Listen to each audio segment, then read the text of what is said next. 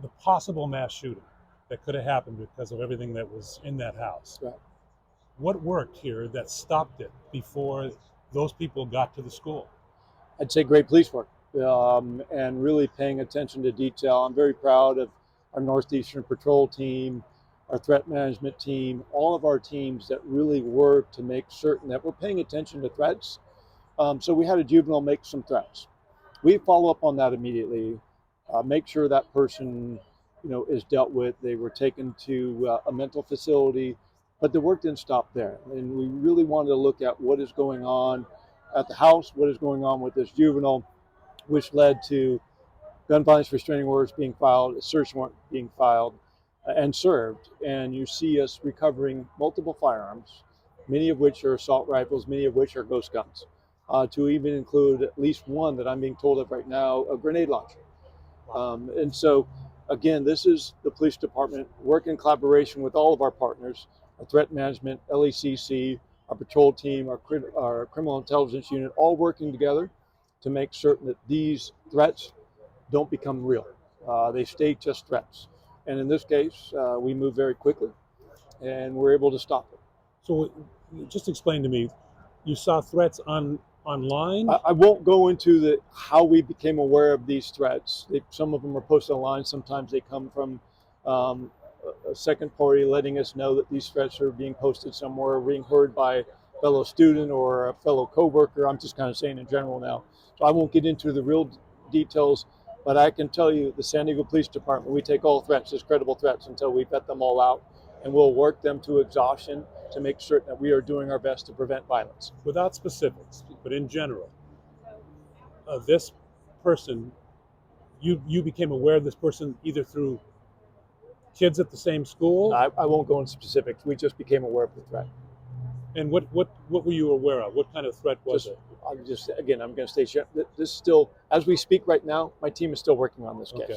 So I'm going to stay very general because you're talking about, you have a juvenile involved, but you also have an adult involved that are being charged. And why is the adult being charged?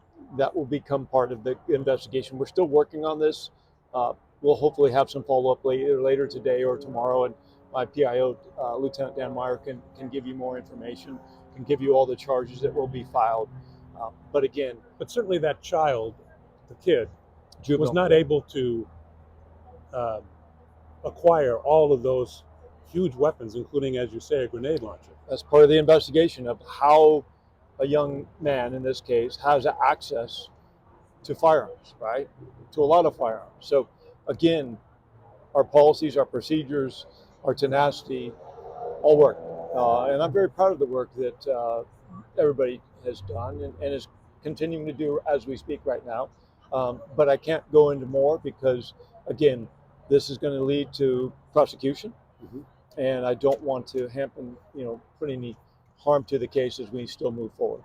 With the cache of weapons that these people had, what damage could have been done at this school?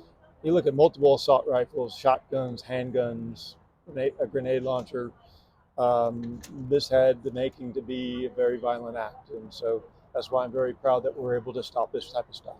And what happened here differently, do you think, than happened in other places where somebody planning a shooting actually went through with it? I'm only going to speak for us. I'm not going to speak right. What happens across the nation.